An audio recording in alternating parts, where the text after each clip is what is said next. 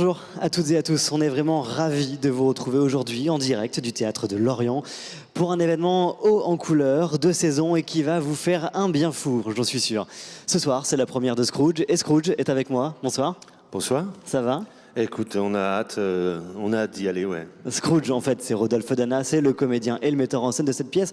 On est comment lors de la première ? Est-ce qu'on est un peu stressé ? Est-ce qu'on est... On a beaucoup travaillé, donc on est plutôt rassuré par le travail qu'on a fait. On a fait quelques filages depuis lundi, donc voilà, disons qu'on est sur la bonne voie, mais on a hâte de trouver le public. Beaucoup de travail pour un événement familial, pour un rendez-vous autour du spectacle, du théâtre, pour lancer ces fêtes de fin d'année. Alors on est ensemble, nous, en direct du théâtre pendant un peu plus d'une heure, l'occasion de parler du théâtre, des projets qu'ils font vivre et aussi des projets dans lesquels vous êtes les bienvenus. C'est le moment aussi de vous donner rendez-vous. Bref, plein de choses vous attendent pendant que le hall commence à s'animer avec le bar, avec son marché de créateurs, avec la boîte à sourires. Nous, on va rejoindre Claire-Lise qui est en plateau avec nous et avec Rodolphe Dana. Bonjour Claire-Lise Debier. Bonjour. Vous êtes responsable de production. Avec Rodolphe, vous avez travaillé du coup sur cette pièce. Rodolphe, ce soir, vous êtes Scrooge, mais vous êtes aussi le directeur du théâtre.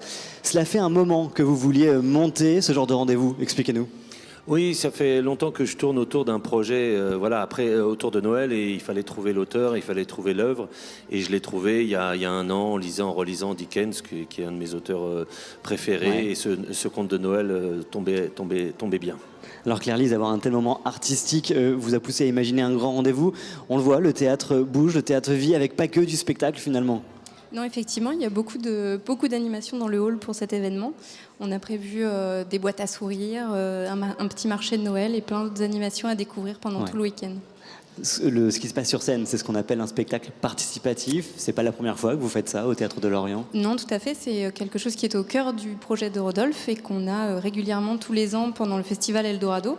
Chaque année, on a une création qui invite une dizaine d'amateurs à venir au plateau jouer un spectacle. Pourquoi inviter des amateurs sur scène ? Ouais, parce que d'abord c'est joyeux, j'aime bien mélanger les genres, j'aime bien mélanger les gens, les âges, etc. Là il y a non seulement des amateurs, ados, adultes, mais aussi une chorale avec des enfants et des acteurs professionnels, et voilà, j'aime bien quand il y a du monde au plateau. Ouais.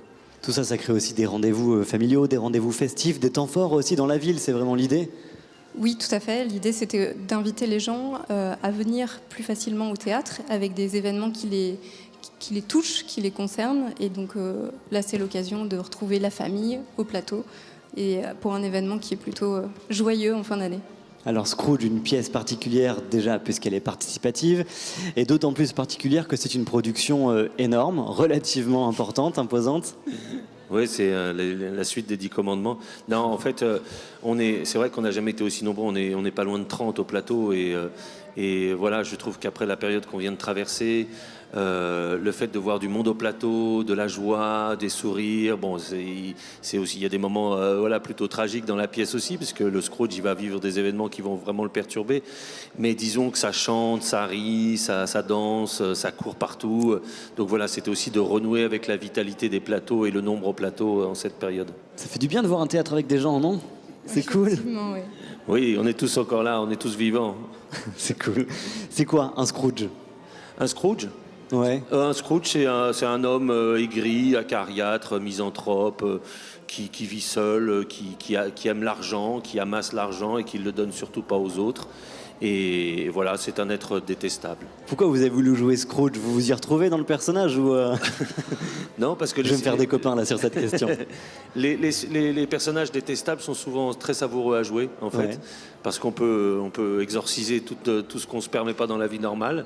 Et puis après, chez Dickens, il y a toujours une métamorphose. Il passe du noir vers la lumière. Donc voilà, c'est le cheminement qui accompagne sa trajectoire qui m'intéresse aussi. On a hâte de voir Scrooge sur scène. Je vais d'ailleurs vous laisser rejoindre les comédiens, vos collègues, l'équipe, parce que dans 1h10, ça joue, c'est ça ? C'est parti dans 1h10. C'est un soir de première. Bon, merci à vous. Bon courage, merci tard. à vous. Ciao. Et puis nous, on va accueillir Antoine Strub ensemble, Claire-Lise. Vous le disiez, le participatif, c'est ça, et ça passe aussi par cette chorale du conservatoire. Exactement. Pour cet événement, on a invité donc le conservatoire à nous rejoindre au plateau. Il y a une chorale d'enfants qui ont travaillé pendant plusieurs mois. Bonsoir Antoine. Bonsoir. Merci également d'être avec nous. Avec plaisir. On vous a sorti des coulisses, les jeunes sont en train de stresser derrière. Non, ils ne sont pas stressés du tout, ils sont hyper contents. Ils sont dans quel état justement ? Ouais. En fait, c'est vous qui stressez pour eux, quoi. Non, Même pas non. En fait, il y a une super ambiance. C'est un plaisir. C'est que du bonheur, ce spectacle. Non, il n'y a pas de stress du tout, là. On est prêt, on se régale. Alors, on peaufine les derniers détails de déplacement, de son, de costume. Mais ils sont en pleine forme. Alors avec vous sur scène et tous vos chanteurs, ça devient presque un téléfilm de Noël finalement, cette émission, ce spectacle. Ouais. Oui, pour eux, c'est une grosse découverte, en fait. C'est assez intéressant, d'ailleurs. Il y en a qui se sont pris d'intérêt pour la régie, les espaces de coulisses. Il y en a qui suivent un peu les comédiens. Il y en a qui ont un peu de texte, des moments de figuration très mobiles. Donc il y a beaucoup d'investissement de leur part, ouais. Ça permet de découvrir justement ces vocations, de faire du participatif comme ça. Exactement, pour ces jeunes-là, effectivement, ça leur permet de découvrir le milieu du théâtre, les métiers qui l'entourent, et souvent ça provoque des vocations et des envies. Ouais.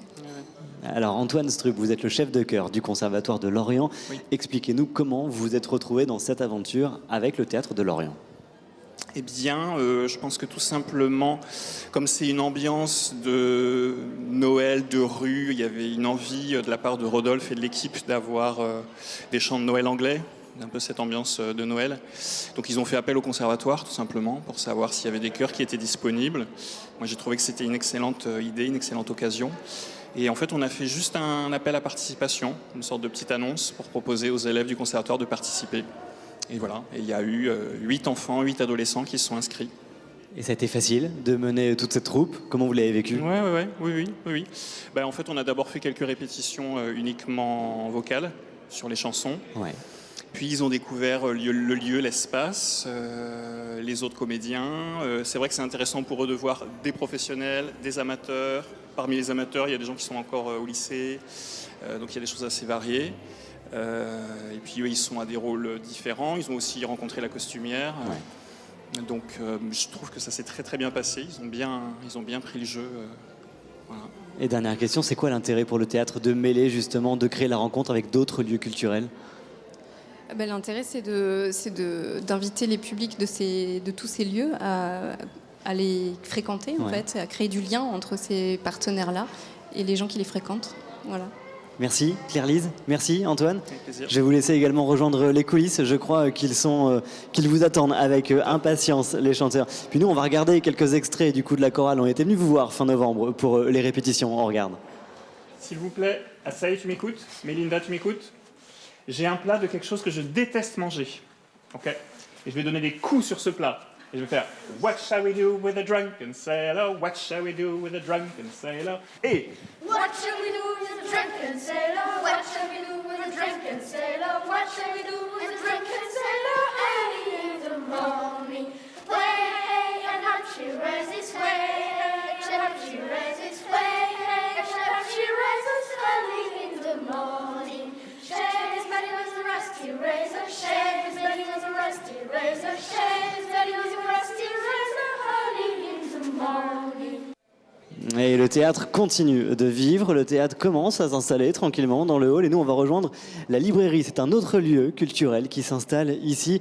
On va rejoindre Arnaud Goualou et Dominique Bernardet. Bonjour à tous les deux. Merci d'être avec nous. Alors on l'a dit, le théâtre vit de plus en plus autour de ses représentations. L'objectif c'est d'attiser la curiosité des spectateurs, de compléter l'offre culturelle. Ici autour de nous il y a des amoureux des mots. Alors quoi de plus normal que d'avoir une librairie? C'était ça l'idée, Arnaud?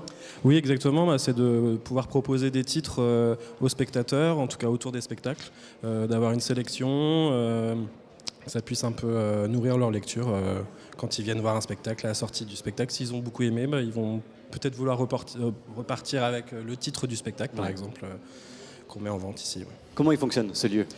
Alors, comment vous l'organisez? Comment je l'organise? J'ai 3 axes de recherche. En fait, je prends contact avec les compagnies directement pour qu'ils me donnent une sélection d'ouvrages, que ce soit par thématique pour le spectacle ou même le texte évidemment qui se joue.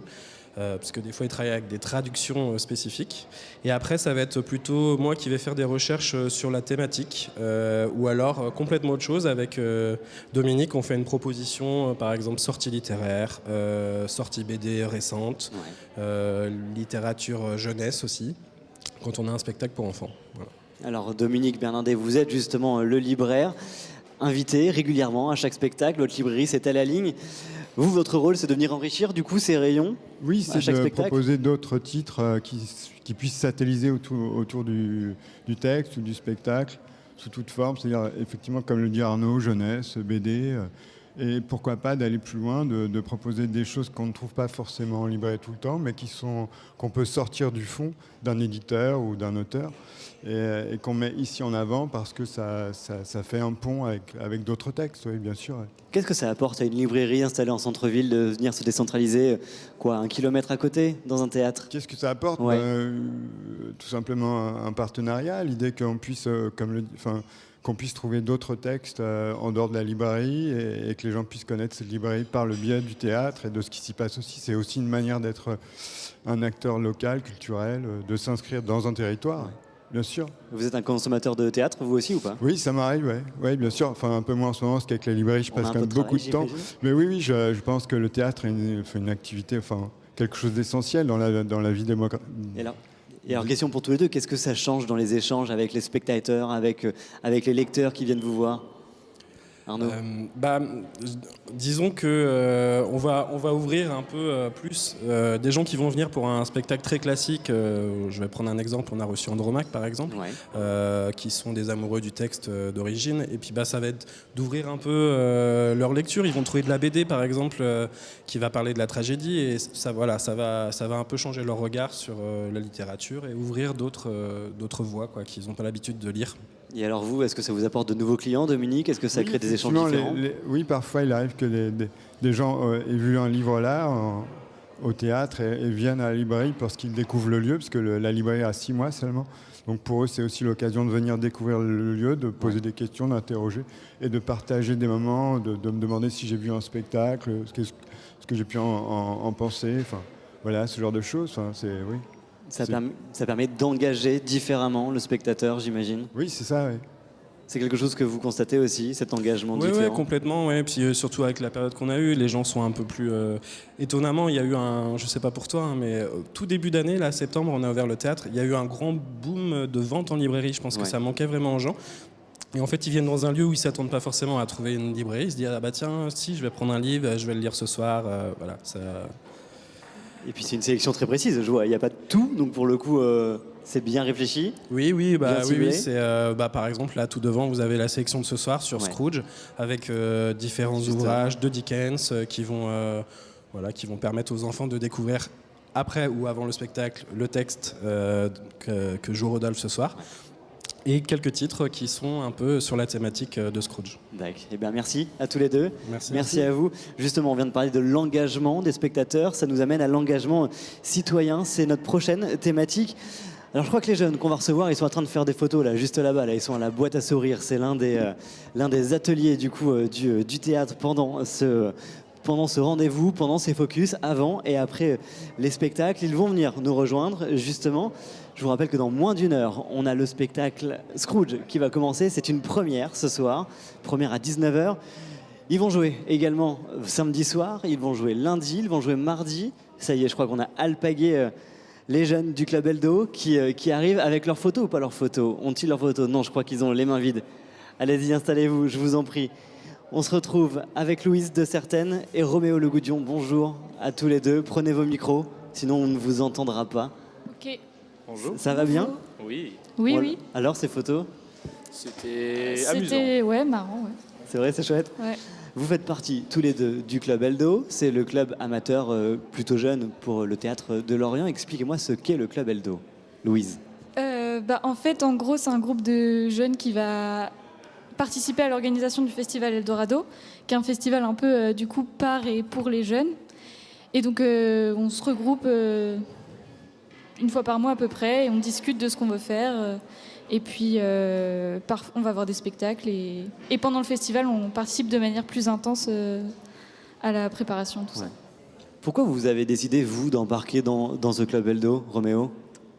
Alors, moi, j'ai appris que cette année que ça existait par justement une pote qui fait partie de Scrooge et qu'on va voir ce soir. Et je suis dans une spécialité théâtre à Jean Massé, mon lycée. Et en fait, c'est génial de pouvoir participer comme ça à un club pour le théâtre et par des théâtreux ou non d'ailleurs. Et en plus, ça nous permet d'aller voir des spectacles. Par exemple, là, on était invités pour Scrooge. D'accord. Et toi, Louise, qu'est-ce que tu y retrouves justement dans cette aventure? Pourquoi tu t'es retrouvée ici? J'aime bien, je fais pas de théâtre, mais j'aime bien tout ce qui tourne autour des arts vivants et tout. Et les festivals, puis l'atmosphère du théâtre aussi. J'aime bien les gens qu'il y a là-bas et l'ambiance, tout ça. C'est cool. Alors tu dis que tu fais pas de théâtre, mais tu vas quand même te retrouver à faire du théâtre avec le club, non? Non. Moi, c'est vraiment juste je bénévole et j'aide. Je suis là pour. Je vais aider à préparer le festival, quoi. Mais je vais pas faire de théâtre. Alors qu'est-ce qu'on peut faire dans ce club justement? On peut organiser un festival, Ouais.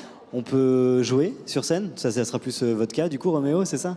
Non, pas moi. Non, moi, Tu là, joues pas pour non le plus Club Eldo, je ne fais qu'aider. En revanche, il y a des membres qui peuvent faire partie et du Club Eldo et de projets comme Errance ou Captain Fantastic. Mais le Club Eldo, non, c'est vraiment la logistique, s'entraîner, participer justement à rendre le théâtre vivant aussi, parce que ça concerne pas uniquement le moment du festival Eldo. Mais non, pas de théâtre pour nous. Et ça va vous donner envie quand même à un moment donné de monter sur scène ou pas? Ah oui, Ah oui. surtout au Grand Théâtre. L'année prochaine, quoi, c'est ça? On verra. On verra, Non, mais- je sais pas. Ça vous apporte quoi personnellement? Qu'est-ce que ça apporte le théâtre perso? Qu'est-ce que ça apporte dans cet univers? C'est l'art en général, on prend du recul et c'est beau, enfin, on vit des émotions, tout ça, voilà. On peut faire des photos apparemment. On peut faire c'est des ça photos. On peut faire ouais. des photos. Bon alors très concrètement, comment est-ce qu'on vous rejoint au Club Eldo? Comment on peut vous rejoindre? C'est tout bête. On se rend à la... À la réunion, on envoie un mail et voilà. On contacte le théâtre du coup? Voilà, c'est c'est ça. ça. Et il y a une réunion à chaque début de saison? Moins. Ouais, enfin, plus ouais. même. Après, on s'organise. Non mais pour s'inscrire. Pour s'inscrire, en début de la saison, ouais, c'est ça. D'accord. Non, on peut, à chaque réunion, si vraiment on est motivé, on est juste à se rendre au service communication du théâtre, qui est très bien organisé, et voilà, on fait partie du Club Eldo. Elles vont être contentes de l'entendre. Merci pour elles. Merci. Ouais. Merci à vous d'être venus. Je vais vous laisser retourner faire des photos, je crois, non? C'est ça le projet? Et puis nous, on a suivi le Club Eldo aussi l'année dernière pendant les répétitions. Il y avait 2 spectacles, Big Bang Theory, et il y avait Je ne veux pas être un joli bégonia. On vous laisse regarder quelques extraits de ce documentaire qu'on trouve sur les plateformes du théâtre en ligne. Oui, ma fille. Et même, ça peut être encore plus. En fait, c'est vous qui la poussez, c'est même pas elle qui se lève. Il faut que vous soyez un peu plus violent. On peut refaire juste. Reprenons à ta sortie parce qu'elle est pas très calée, non? On ne quitte jamais sa famille, jamais, tu m'entends? Papa, arrête! Ça suffit! Laisse-moi partir! C'est très détaillé, on a l'impression qu'on a juste à travailler nos textes comme ça, mais en fait, il faut vraiment jouer ensemble. Et des fois, c'est pas facile de penser à faire ça et puis en même temps de laisser l'autre parler. Enfin, il y a beaucoup de choses à prendre en compte. Moi, j'ai au Curan, par exemple, il y a beaucoup de filles qui ont des expériences dans le théâtre et moi, j'en ai absolument pas. Et du coup, j'en apprends beaucoup et c'est super cool. Franchement, je suis contente de pouvoir faire ça parce que je pense que c'est pas tout le monde qui peut faire ça, quoi. Une fois que vous avez fait le passage derrière l'ange, quand l'ange est au milieu, voilà, enchaîne. Ah oui. Sinon, Marie-Pierre, elle attend que vous soyez genre en train de dire putain, ça, voilà, c'est le truc. D'accord. Oui, ok. Hein? D'accord. Si elle n'est pas juste, elle n'est pas Dieu. Alors il ne faut ni la craindre, ni lui obéir. Bout! C'est interdit! Mais qu'est-ce qu'ils sont niais! Vous êtes niais tous les deux, tellement niais! Quand on vient dans les répétitions, j'ai l'impression qu'on laisse ce qu'il y a derrière et qu'on est juste nous, on est sur scène, on est à fond. Et je pense que c'est une expérience que j'avais jamais vécue avant, parce que, enfin, pas à ce point-là. Et là, on leur demande beaucoup de rigueur, c'est-à-dire qu'on les place au plateau. Quand ils sont à Jardin, c'est pour une bonne raison. À Cours, c'est pareil. Il y a des tableaux à réaliser. En plus, il y a des chorégraphies à retenir. Donc, on refait beaucoup les choses. On leur demande de recommencer. Et on leur demande de vraiment être précis. Là, c'est plus l'heure de l'improvisation, d'aller chercher à droite, à gauche, etc. Là, on resserre, on recentre, on remet le cœur au cœur des choses, quoi. Et ça demande beaucoup de concentration. On leur demande beaucoup, là. Et maintenant, les voilà partis. Voilà, fin de la scène. Ok, oui. Je suis sûre que t'as ce petit côté mauvais caractère où faut pas t'emmerder. Eh ben, fais ça. Foutez-moi la paix, je suis seule, j'ai 19 ans et je vous emmerde. Ok. Voilà pour ces images du Club Eldo et des 2 pièces qui ont été créées. C'était le Cru 2020-2021. Et puis mais aujourd'hui, on est avec Axel Fresser et Brigitte Sevenec. Bonjour à tous les deux.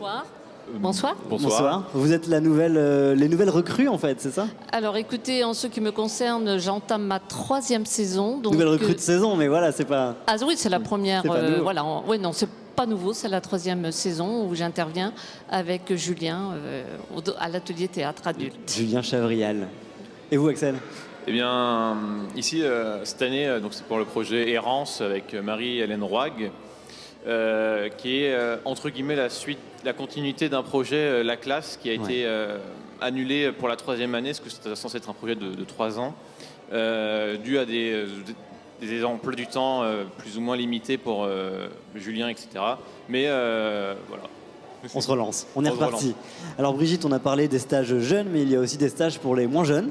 Absolument. Pour les adultes. Et dont j'en fais partie. Alors expliquez-nous, du coup, comment ça se passe et quelle est la différence? Qu'est-ce qu'on y fait concrètement? Alors, dans un atelier adulte, on apprend déjà à se positionner, à prendre l'espace, on apprend son corps pour pouvoir s'exprimer le mieux possible et de façon la plus simple possible.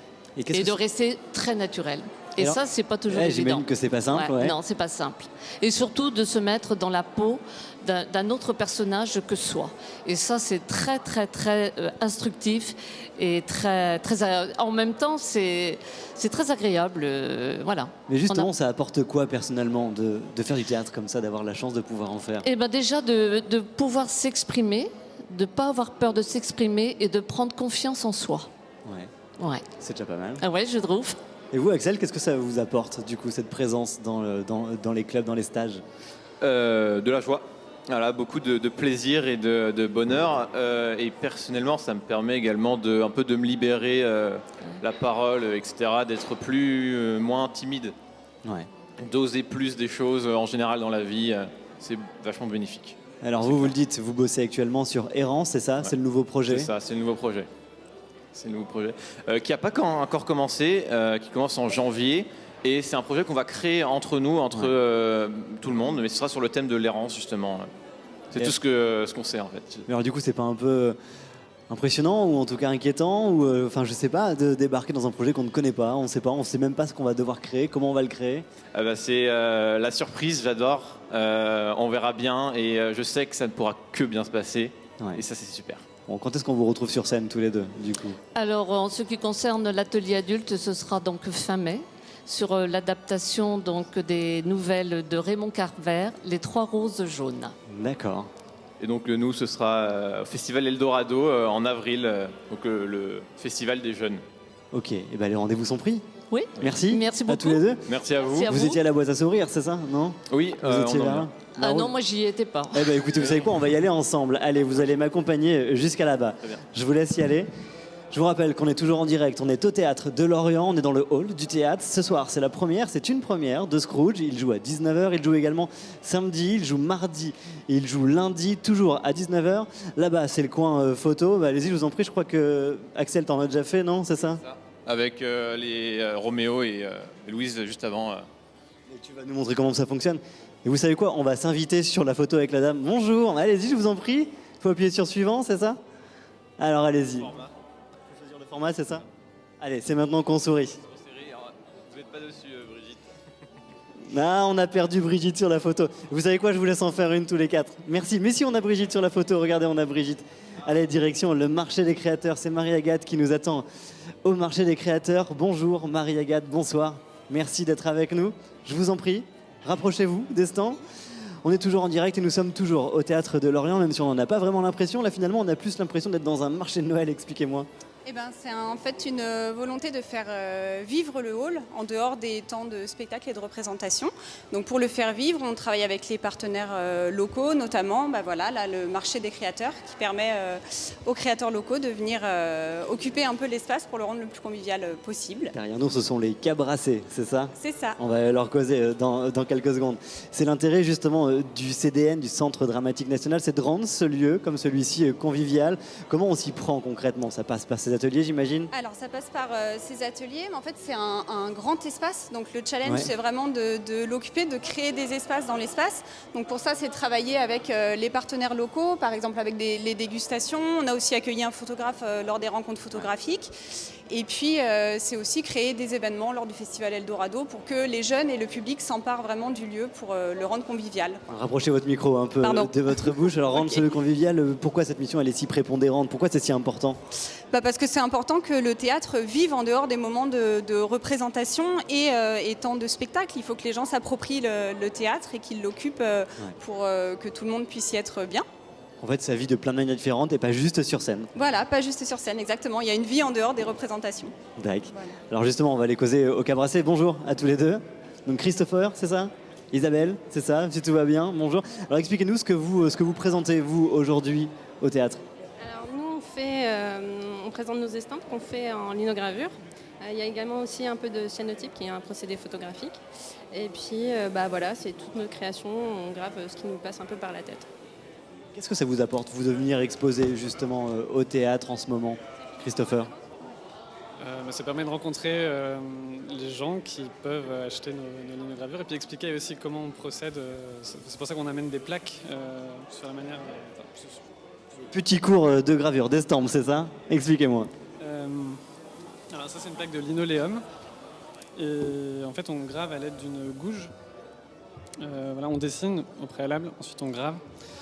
Et ensuite on imprime, enfin on met de l'encre dessus à l'aide d'un rouleau. À l'aide d'un rouleau comme ça. Et ensuite on applique une feuille dessus et à la fin ça donne ça. Voilà, le résultat. Il y a même plusieurs couleurs pour ce tirage. Choisir les couleurs, oui, on le voit derrière vous en fait, il y a plein de couleurs. Oui, des fois on fait du monochrome et en fait quand il y a plusieurs couleurs, il faut avoir plusieurs plaques et il faut ensuite pouvoir bien travailler ces calages pour pas qu'il y ait de différence, voilà, c'est tout. Mais ça demande un temps de dingue du coup clairement pour créer tout ça. Je suis en train de détruire votre stand là en fait, mais c'est pas grave. Ça demande un temps de dingue en fait pour faire tout ça. La gravure c'est vraiment un travail de patience et alors surtout on n'a pas le droit à l'erreur parce qu'on ne peut pas gommer, on ne peut pas revenir en arrière donc il faut prendre chaque coup de gouge c'est vraiment de la patience et voilà. Vrai travail de patience. Eh ben, merci beaucoup à tous les deux. Bon courage, du coup, bonne rencontre avec les spectateurs du théâtre. On va essayer de se balader, on va essayer d'aller voir de ce côté-là, mais je vois voilà, qu'il y a Monsieur Leclerc, c'est ça? Alors, expliquez-moi, qu'est-ce que vous proposez, vous, ici, dans le marché des créateurs? Des illustrations, voilà, des tirages numériques, des sérigraphies, voilà. À peu près tout, voilà. Je crois qu'il y a des photos de Lorient, c'est ça? Moi, je suis tombé amoureux. J'en ai vu des pas mal. Là, c'est ça? On est à Lorient, là? Donc l'hôtel Gabriel, voilà quoi, les bâtiments donc réalisés donc en 2015, voilà, et donc ça a fait l'objet donc d'une exposition donc à l'hôtel Gabriel, aux archives municipales. Et donc on la connaît cette place aussi. La place Alsace-Lorraine, tout à fait, voilà. Et donc ça, ce sont des illustrations réalisées donc à partir d'un croquis donc sur le vif. Donc voilà, donc sur place, je dessine donc la place et puis après donc en atelier donc je retravaille donc le dessin et puis donc je fais donc des propositions en couleurs, soit donc monochrome ou bien donc avec une seule couleur ou deux. Voilà, c'est un jeu comme ça de tirage et puis en fonction donc des couleurs obtenues, eh bien je les valide et puis je les propose donc au public. Qu'est-ce que ça vous apporte, vous, d'être dans ce théâtre aujourd'hui pour exposer aujourd'hui et demain?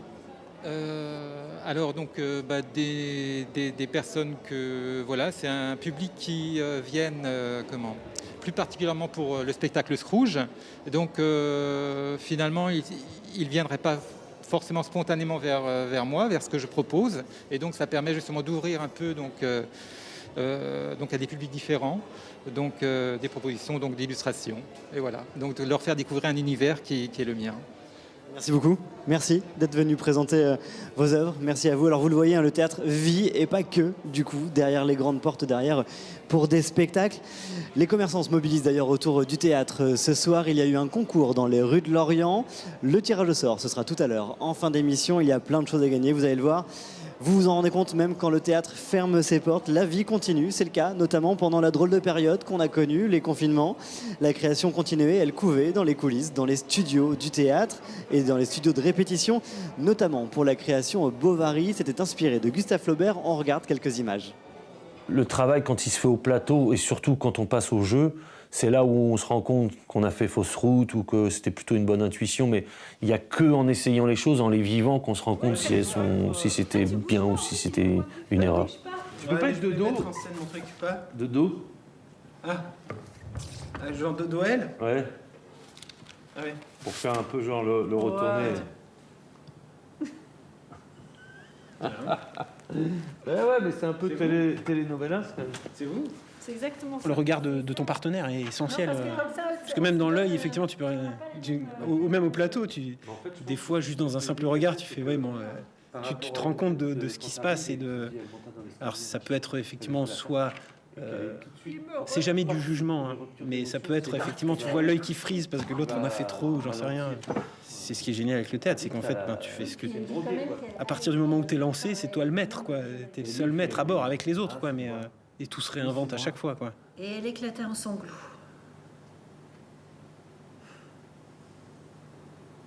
Rodolphe, pardon, excuse-moi. Rodolphe crut que c'était l'explosion de son amour. Rodolphe crut que c'était l'explosion de son amour. Comme elle se taisait, il prit ce silence pour une dernière pudeur. Ah putain, là il faut. Ah ouais, d'accord, il y a un switch quand même à l'intérieur de tout ça. On voulait que ça soit une lecture, mais en jeu quand même, ou enjouée, comme on disait, une lecture enjouée. C'est-à-dire que on lit, mais on se met vraiment à la place des personnages. C'est pas une lecture neutre où on dit simplement le texte et puis voilà. On essaye de prendre parti parce qu'on essaye d'avoir un avis sur ce qu'on lit pour le rendre encore une fois plus vivant. Donc de temps en temps, on va se déplacer avec les pupitres. On fera des scènes un peu quand c'est Emma avec son amant. On va essayer de rapprocher les pupitres. Enfin voilà, ça sera pas, c'est pas le Puy du Fou, hein, mais l'idée c'est que ça soit voilà à la fois ludique, enfin surtout ludique et qu'il y ait des parties très descriptives, très belles parce que Flaubert était un grand styliste. Et on est de retour, toujours en direct, dans le hall du Théâtre de Lorient, à moins d'une heure, du coup, de la première de Scrooge, le grand spectacle de cette fin d'année au Théâtre de Lorient. On est sur un autre lieu de vie, dans un autre lieu de convivialité, le bar. Bah oui, hein, on est en Bretagne, et ici, la patronne, c'est Federica. Salut Federica Hardy. Bonjour. Bon alors, quelle vie pour cet espace dans le Théâtre à Lorient? Comment ça se passe? Qu'est-ce que vous y faites? Ah ben, nous, on offre un petit service de restauration pour les spectateurs. Ouais. Donc, ils ont la possibilité de prendre 5 minutes avant de rentrer en salle pour prendre un verre et manger quelque chose et puis pouvoir profiter pleinement du spectacle. Ça permet d'échanger aussi, j'imagine? Ah ben oui, ben, c'est un public convivial. Les gens viennent pour profiter, voilà, et c'est un loisir, donc ils viennent découvrir des choses et ouais. C'est vrai qu'on peut discuter tranquillement. Comptoir. C'est plus, bah ouais, on a l'habitude, on les aime bien ces comptoirs en Bretagne. Avec vous, il y a l'homme de la situation pour ces fêtes de fin d'année, Jean-François Quintin. Bonjour à vous. Bonjour. Alors vous êtes ostréiculteur, vous avez la maison Quintin, la perle de Quéant, c'est à Saint-Philibert. Les huîtres, ce sont l'un des produits vedettes de ces fins d'année. Les crustacés également, comment les choisir? Quoi prendre exactement? Il faut tout d'abord les choisir en local. On a la chance d'avoir des belles rivières et une belle baie, la baie de Quiberon, qui permet de faire des très belles huîtres. Ouais. On peut pouvoir proposer juste devant ici avec une huître plate Belon. Donc, alors j'ai jamais rien compris dans les différences d'huîtres. La Belon, c'est une huître plate, donc c'est l'huître vraiment indigène du Morbihan. Ouais. On est sur un produit qui est très iodé, qui est très fin en bouche. Après, on passe sur l'huître creuse, qui a été importée il y a une trentaine d'années en France. Donc, là, il y a plein de tailles, c'est ça? Voilà, on est sur la spéciale numéro 3, là. Ça, c'est la taille standard que les 99% des Français dégustent. Et après, on a l'élite de l'huître, qui est la super spéciale, qui est élevée en panier à balancelle, en faible densité. Donc, on a un produit qui répond vraiment au grand amateur d'huîtres. D'accord. Alors, les huîtres, ce sont les seuls coquillages à la mode pendant les fêtes de fin d'année ou... Non, tous les fruits de mer sont à la mode, aussi bien les coquillages, les crustacés que les huîtres. Je vais dire encore une fois que les fruits de mer vont être chers cette année, parce qu'on a des problèmes d'approvisionnement avec le Brexit, et il y a beaucoup de choses qui font que c'est haut cette année. Mais bon, les ostréiculteurs et marailleurs de la région font tout pour proposer le meilleur produit au meilleur prix. Alors après, il y a une solution, on peut manger du poulpe. Je crois que le poulpe met un peu la pagaille dans l'histoire, non? Le poulpe a mis un peu la pagaille depuis quelques mois en baie de Quiberon et en Bretagne en règle générale. Donc c'est vrai que j'ai eu des échos de l'île de Molène hier avec les homards qui sont qui sont un peu en plus petite quantité qu'auparavant à cause du poulpe. Bon, le poulpe est bon aussi, mais Ouais. pas pour les huîtres. C'est vrai, mais du coup on peut en manger, vous en préparez vous ou pas? On n'en prépare pas, nous, on en prépare à la maison, mais pas sur place. D'accord. Alors il y a un truc qui m'a impressionné aussi, c'est que je vois du piment là sur la table. Donc on travaille avec la maison Martin, qui sont des partenaires. C'est une petite entreprise qui fait du piment français, Ouais. donc origine France, avec des petites sauces, des petites c'est agrémenté pour convenir pour les huîtres. Donc on met 2-3 petites gouttes de piment sur les huîtres, de façon à donner un petit côté peps à l'huître en plus, et c'est vraiment agréable en bouche. Mais en tout cas, vous avez bien tenu, parce que je vois que les assiettes sont encore prêtes, pourtant les gens attendent, c'est ça, tout le monde c'est attendait de starting block, pouvoir... là. Ils attendaient qu'on passe avec les caméras avant de pouvoir Tout à fait, ça fait, se servir, quoi. Ça fait quelques minutes qu'on essaye de pousser un peu les gens, mais ça va aller. On va mettre des barrières, on va gérer ça. Ça va bien Alors, se passer. du coup, vous proposez des bourriches, mais vous proposez aussi de la dégustation sur place, à la Perle de Quéant, directement dans votre lieu. Je crois qu'on a des images d'ailleurs. Tout à fait, tout à fait. Nous, on est producteurs donc depuis 3 générations avec Quiberon. On propose aussi bien la boutique sur place, la dégustation en terrasse pendant la période estivale et l'expédition partout en France. Donc via Chrono Fresh, on expédie des huîtres partout en France, donc tous les jours. Je crois que vous en avez même fait manger au président de la République. Effectivement. C'est un peu la classe quand même, ça. Effectivement. Je peux pas en dire plus. Il y a une photo qui traîne, non? Vous étiez à l'Elysée, c'est ça? On est à l'Elysée il y a un mois, ouais. Parce que la Pompadour a été référencée par l'Elysée pour les différents buffets et réceptions. D'accord. Bon, et je vois qu'il y a un couteau à huîtres.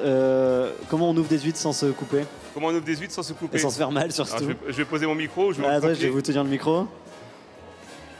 Vous prenez l'huître en main, vous avez l'arrière de l'huître. La partie ovale ici. Toujours le doigt à 1 cm de la lame, parce que ça évite de trancher la main. Ouais, c'est mieux. Vous mettez le doigt à 1 cm et une petite charnière à l'arrière, ça rentre tout seul, vous voyez. Là, c'est l'intérieur de l'huître. Vous vrillez légèrement, voilà, un petit coup de levier. Hop, et venez chercher le tendon qui est toujours situé là sur l'huître. Donc vous pouvez le couper tranquillement. Et pas le voilà. tendon de la main, surtout. Et vous avez un produit qui est vraiment très bien ouvert. Ouais, qui est tout propre, c'est bien. Voilà. Donc sans forcer, il faut juste écouter l'huître et rentrer tout doucement par la charnière qui est à l'arrière de l'huître. Est-ce que Federica sait ouvrir les huîtres ou pas? Je vais lui apprendre, Vous lui apprenez? Attends, je vais chercher Federica. Federica, venez, on a besoin de vous. Est-ce que... On va voir si vous arrivez à retenir la leçon. On va tester l'ouverture des huîtres, vous savez faire ou pas? Allez, bah vous allez apprendre, hein, voilà. Alors montrez-nous. Allez, je je suis prête. Alors, il faut mettre le doigt à 1 cm de la lame ici, comme ça. On va voir si la solution fonctionne. Voilà. On appuie un peu sur la lame. D'accord. Voilà. On va prendre une huître un peu plus petite quand même parce que... Tu te blesses pas, hein, parce que là, il y a des caméras et tout, on va vraiment être on prend l'huître embêtés. dans la main. Ce qu'on va faire, c'est qu'on va mettre une belle manique. Ah oui, d'accord. Voilà, donc on va mettre le pouce à l'intérieur pour protéger la main. On met le doigt à 1 cm. je mets On là rentre, voilà, tout doucement et on y va tout doucement. Vraiment doucement. On va éviter de faire Et intervenir les il ne pompiers. se passe rien. Voilà. Ah si, c'est bon. Ça. Voilà. Et une fois que c'est ouvert, vous faites légèrement levier ici avec votre doigt. D'accord. Et vous venez couper le tendon qui est sur la partie haute ici. Ah d'accord. Donc comme ça avec le doigt là. Voilà. Puis je mets pas. Voilà. C'est pas grave, on dira rien. Ok. Ah. Et Quel voilà. talent, bravo, Vous voyez, bravo, bravo. Et la classe. Allez. Ouais. Ouverte parfaitement. Eh ben merci pour ce cours et ça marche. Même Federica a réussi, tout va bien. Ça même Federica. Je te chambre. Merci beaucoup, Federica. Je te laisse gérer. Je crois qu'il y a plein de monde au bar. Merci avec également. grand Je crois que les plaisir. gens attendent. Et puis à tout à l'heure, Federica, on se retrouve avec Pierre-Marie Le Monio, c'est ça? À tout à l'heure. Allez, pour nous, direction le plateau. Je vais vous laisser galérer avec les huîtres. Sur le plateau, c'est Simon Gaucher qui nous attend avec Hélène Mercier. Bonjour à tous les deux. Ils sont déjà en place. Bonjour à vous.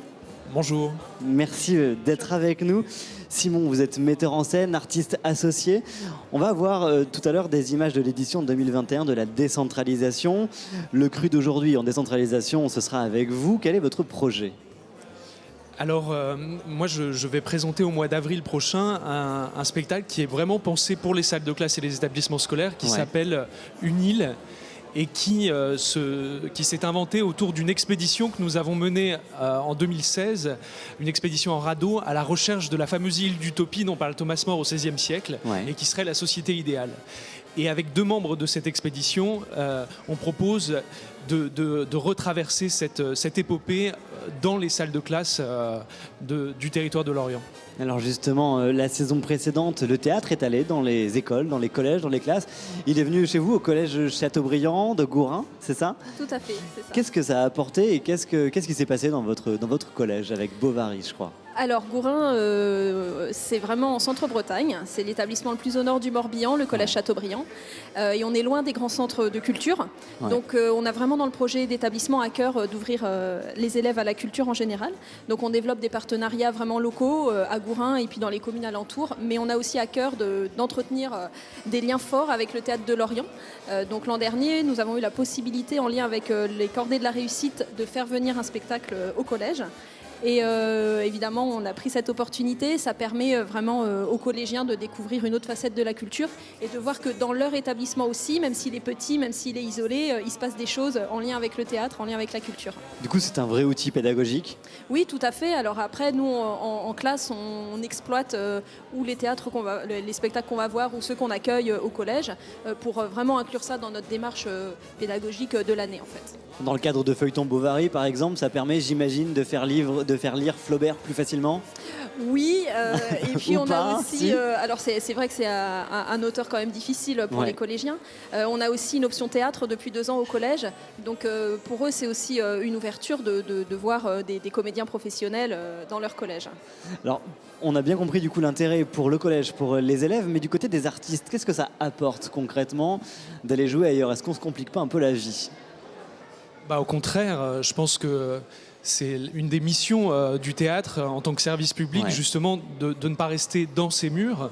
Et le Théâtre de Lorient, justement, invente et rayonne et infuse le territoire sur lequel il se trouve. Nous, on fait du théâtre pour tout le monde. On fait du théâtre pour ceux qui viennent au théâtre et qui ont cette habitude et qui se sentent aussi légitimes à pousser les portes de ce bâtiment dans lequel on est et qui peut être un peu intimidant. Ouais, qui peut faire peur, quoi. Clairement, on se dit c'est pas notre place, en fait, et finalement, si. Oui, c'est ça. Je pense qu'il faut franchir le seuil de la porte.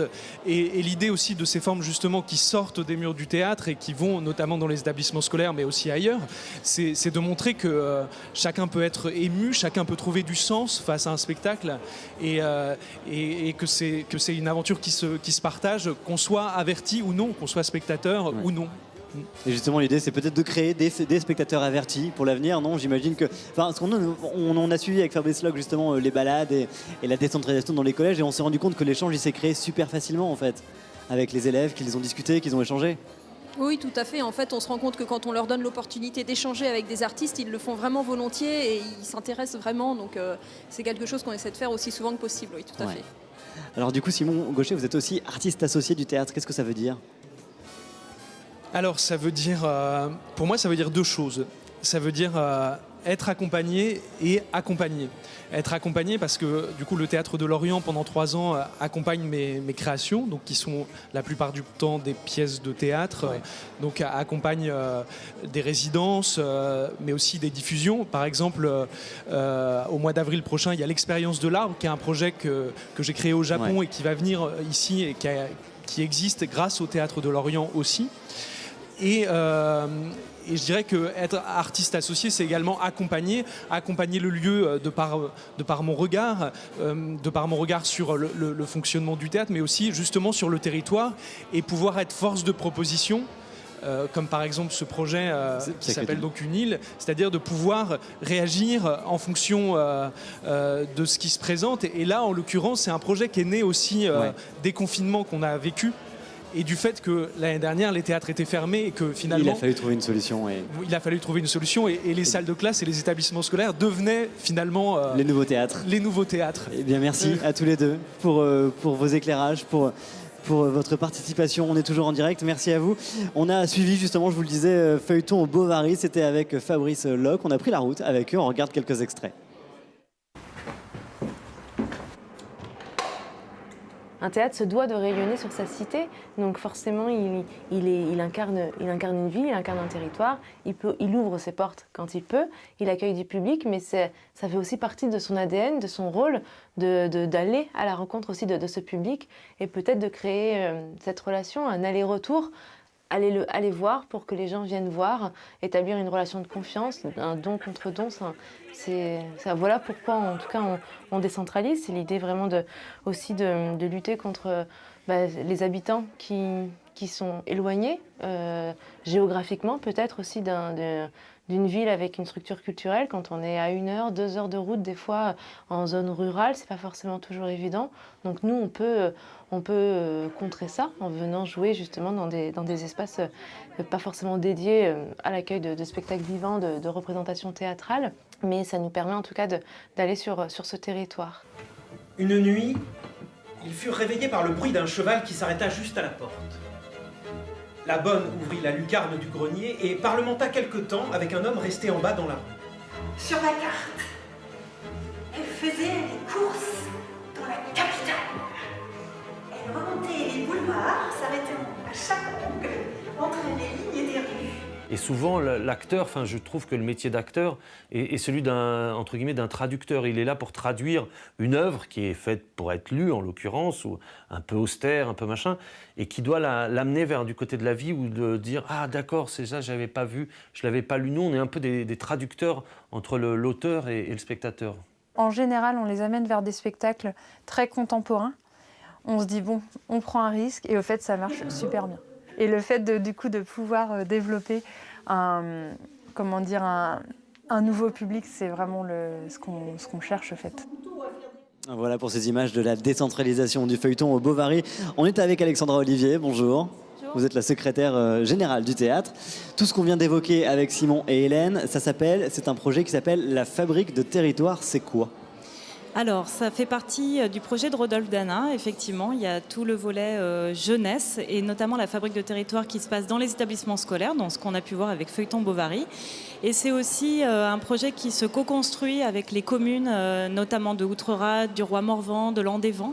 Donc on a en fait dans les établissements scolaires et on a aussi en extérieur ou dans les salles en fait des communes alentours. Et tout ça se co-construit avec des compagnies bretonnes. Alors du coup, triple utilité finalement, faire travailler les artistes locaux, faire vivre le théâtre à l'extérieur et amener finalement pour les autres quelque chose de différent pour ceux chez qui vous allez. Oui, différent. Et puis c'est une vraie attention d'aller au plus proche du public qui vient aussi après au théâtre voir le spectacle. C'est être dans un théâtre un peu différent et proche des gens. Eh bien écoutez, c'est un très chouette projet. On se retrouve tout à l'heure pour continuer de parler de la programmation. Mais tout de suite, on va retrouver Katia Oettinger, puisque c'est elle qui va décentraliser son projet. Ce sera le futur projet qui sera décentralisé. Même principe, elle va prendre la route avec un spectacle imaginé pour être joué au cœur du territoire, au cœur de la société et pourquoi pas au cœur des entreprises. On parle d'une pièce autour du texte de Joseph Pontus, À la ligne. Katia, là tout de suite, je vous le dis tout de suite, hein, derrière elle se prépare à monter sur scène, donc on lui a posé quelques questions juste avant. Le roman À la ligne, écrit par Joseph Pontus.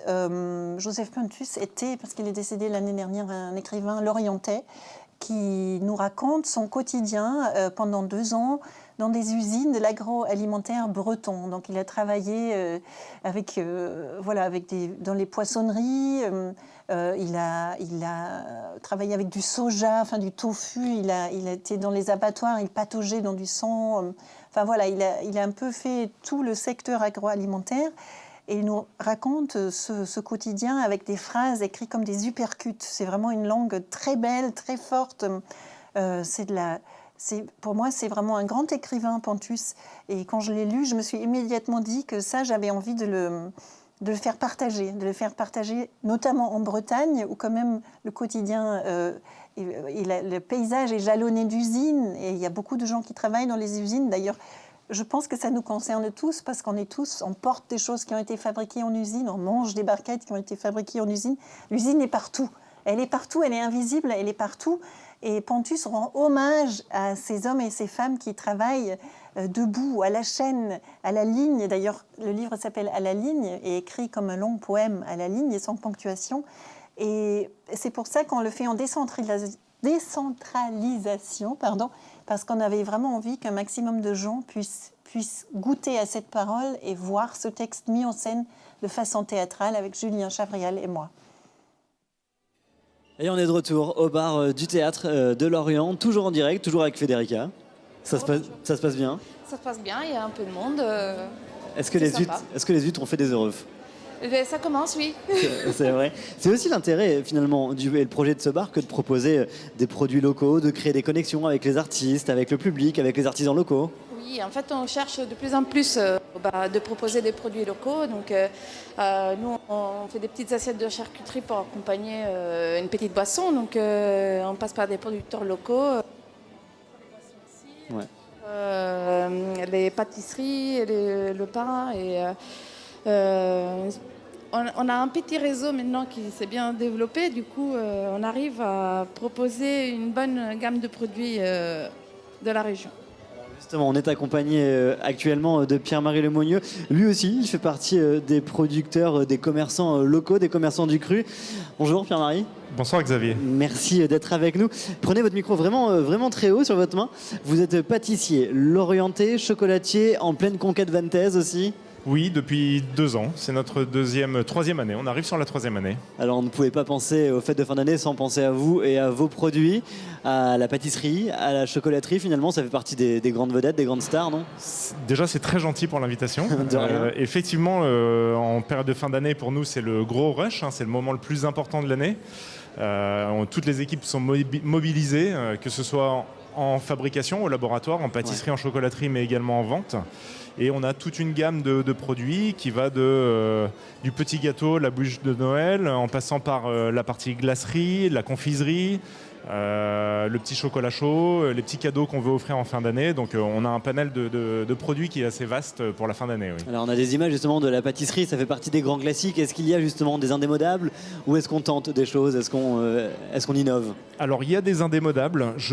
Pour la petite histoire, ça fait 7 ans, ça va bientôt faire 8 ans que nous sommes ouverts à Lorient. Ouais. Et les 4 premières années, je m'étais interdit de faire une bûche crème au beurre parce que ça faisait pas partie de ma vision de la pâtisserie. Pas de beurre en Bretagne. Voilà, ouais. Mon idée était plutôt de réinterpréter les produits. Et à force de demande de la clientèle et aussi d'une volonté peut-être de se réinventer et de suivre les tendances, on a décidé de faire quand même une bûche traditionnelle. Ouais. Bûche traditionnelle vue par nos soins, donc un peu corrigée.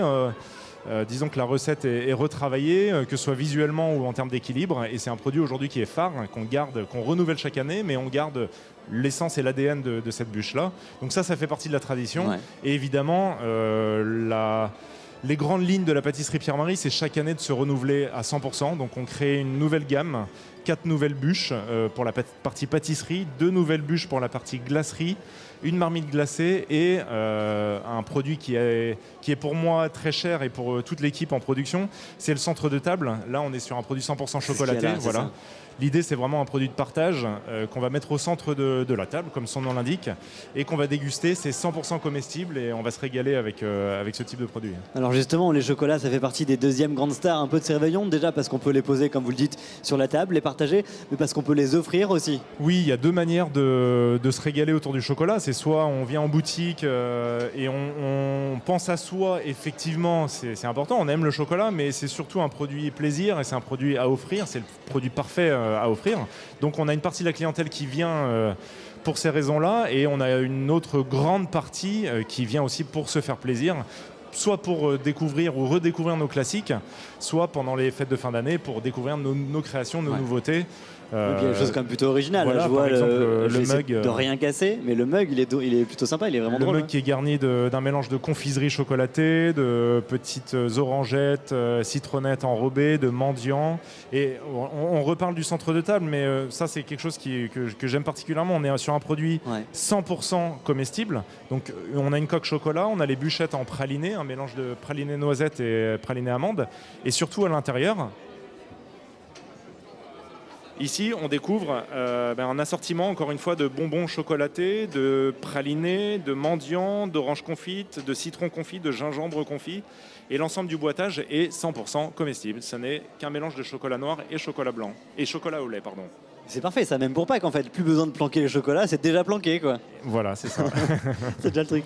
Alors, est-ce qu'il y a des associations originales, des choses qu'on ne soupçonne pas dans les recettes que vous proposez? Cette année, et comme d'habitude d'ailleurs, on a tendance à vouloir prendre quelques risques sur des produits. On aime prendre des risques parce que c'est aussi ça une manière de marquer les esprits et de se différencier.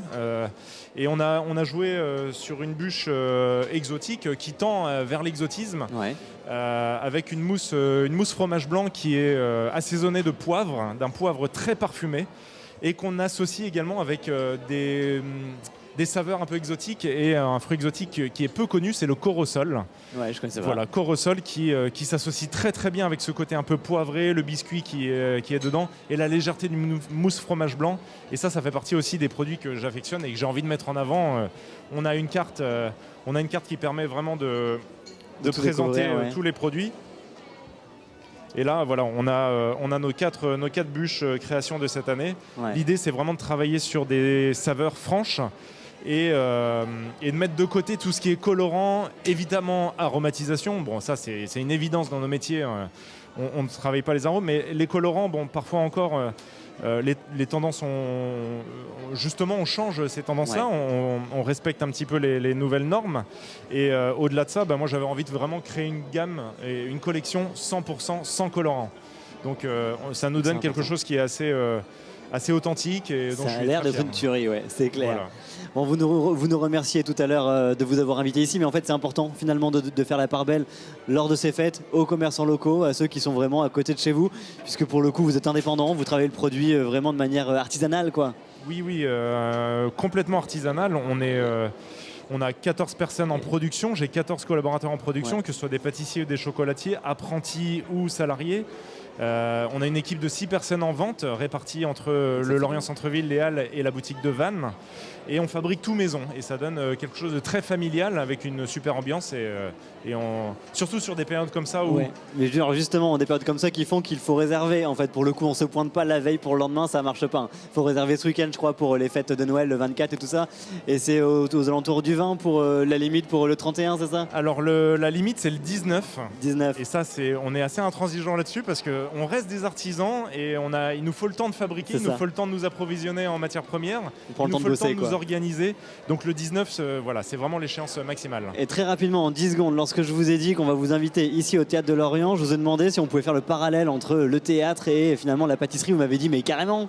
Ben oui, complètement. On est dans des métiers qui font pétiller un peu les gens. On est dans des métiers d'art, entre guillemets. En tout cas, nous, la chance qu'on a, c'est un métier de passion. Ouais. Et cette passion, on la transmet à notre manière assez facilement parce qu'on aime ce qu'on fait. Et en général, on se rend compte que les clients et les gens autour de nous sont passionnés eux-mêmes par ce qu'on peut raconter et ce qu'on peut créer. Et je pense qu'il y a vraiment des connexions qui peuvent se faire entre ces différents métiers. Oui. Eh bien, merci Pierre-Marie d'être venu partager votre passion, un bout de votre passion avec nous. Merci beaucoup. Merci. Belle fête de fin d'année. Merci également. On est toujours en direct actuellement. Les comédiens se préparent. La tension monte un peu, forcément, sur scène, juste derrière ces portes. Ce soir à 19h, et puis samedi soir, et puis lundi 20, et puis mardi 21 à 19h, venez voir la pièce Scrooge, adaptée du conte de Noël de Charles Dickens, mise en scène par Rodolphe Dana et les artistes du collectif du théâtre. Ils vous embarquent littéralement dans l'aventure, dans l'univers londonien d'un Noël très étrange. Ils sont prêts, ils n'attendent plus que vous, le public. Alors pour vous donner un avant-goût, nous nous sommes invités dans les coulisses de la pièce. On regarde tout de suite le documentaire. Quand j'enlève le truc, il faut que j'aille éteindre. Allez, on fait après cette petite allemande.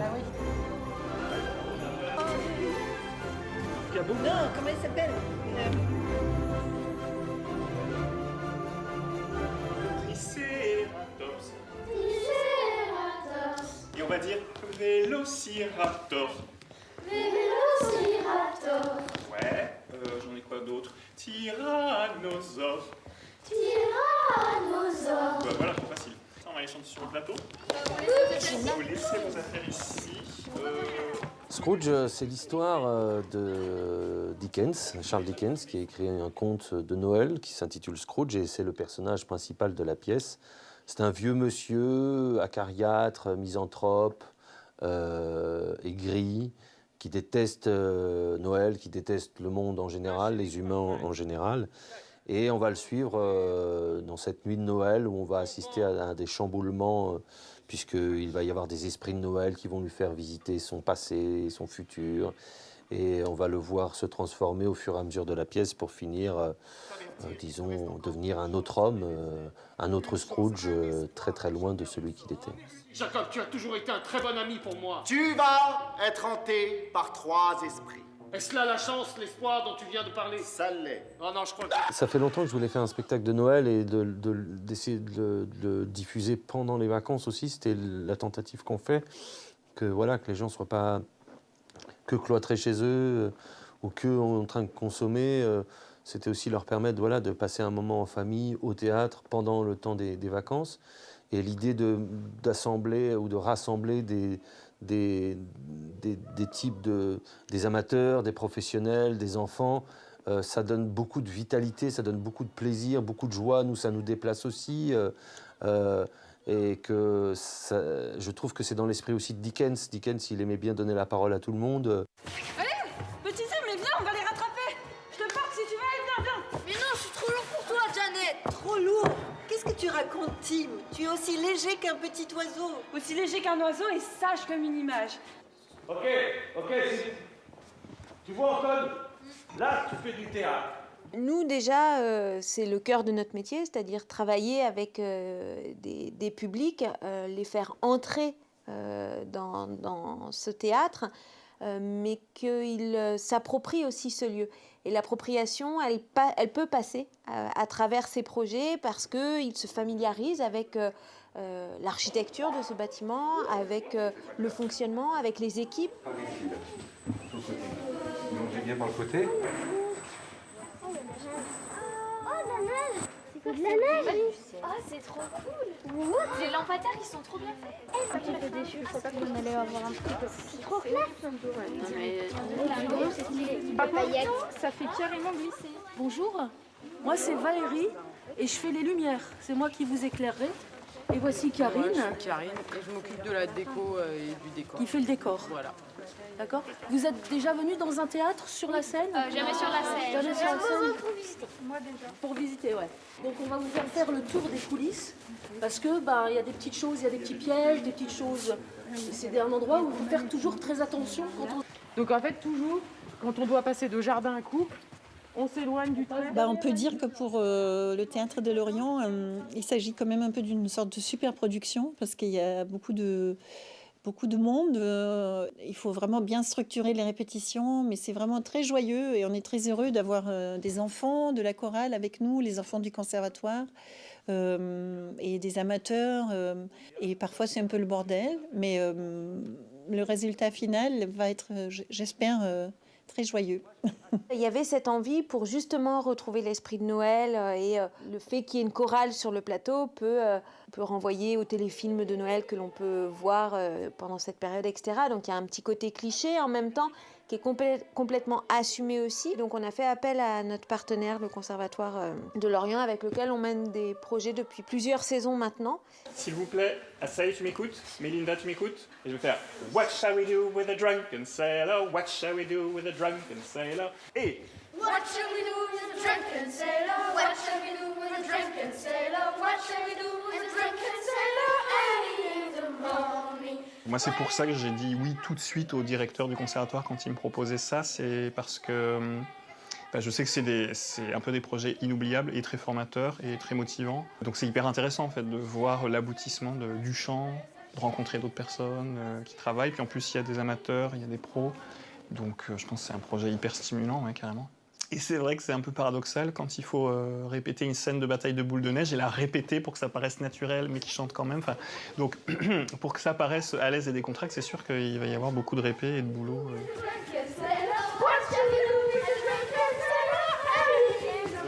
Vous êtes concentré sur le chant et sur les...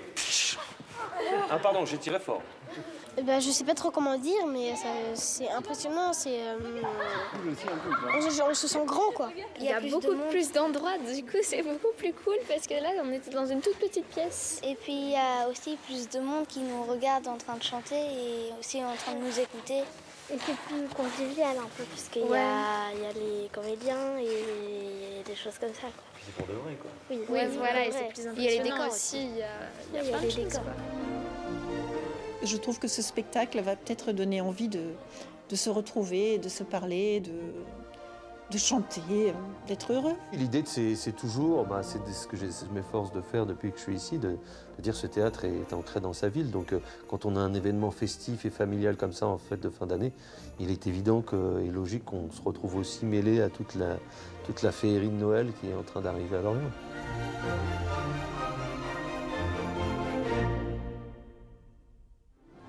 Et on est de retour dans le hall du Théâtre de Lorient, en direct toujours.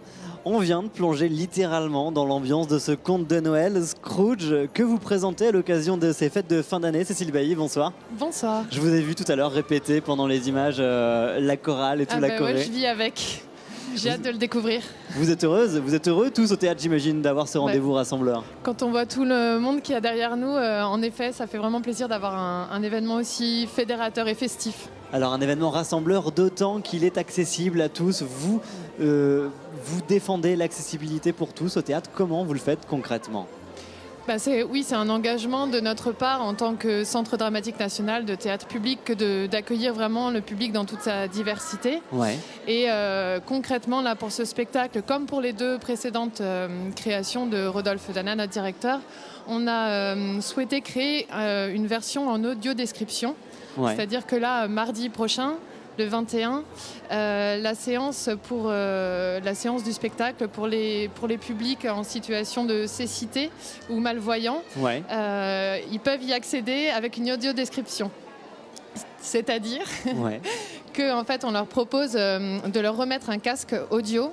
Et puis, avant le spectacle, ils vont avoir la description un petit peu du décor, des personnages, des costumes, ouais, etc. Vous accompagnez tout le monde, quoi. Comment ? Vous accompagnez tout le monde, quoi. Oui, c'est ça. En fait, on peut... Les personnes aveugles peuvent accéder à ce spectacle. Les personnes malentendantes, pareil, ont un dispositif qui permet d'amplifier le son, qui leur permet d'avoir l'expérience du spectacle aussi. Ouais. Les personnes à mobilité réduite sont toujours les bienvenues dans nos salles. Voilà. Ouais, c'est vraiment l'un des grands travaux du Théâtre de Lorient, c'est ce que vous disiez. Alors il y a plein d'autres choses qui est prévu justement, qui sont prévues au théâtre. Il y a l'accueil spécialisé, je crois, il y a les spectacles en langue des signes française. Oui. Il y a la signalétique aussi que vous travaillez, les boucles magnétiques. Oui, on a essayé de développer ça tout à fait pour que en fait, chacun se sente à l'aise et puisse avoir les infos qu'il lui faut selon en fait, sa culture, qui elle est et éventuellement ses handicaps sensoriels, moteurs, etc. Le théâtre est accessible. Merci Cécile d'être venue nous le présenter. On sent que ça va pas tarder la fièvre, je crois. Il y a plein de monde derrière vous. Il y a également une urne avec des commerçants du pays lorientais. Vous restez avec moi du coup ? Je crois qu'on a un tirage au sort. C'est l'heure justement de ce tirage au sort. Les commerçants arrivent. Bonjour. Voilà, il y a un cadeau pour nous, c'est trop bien. Allez-y, je vous en prie. Installez-vous. Posez l'urne, prenez votre micro.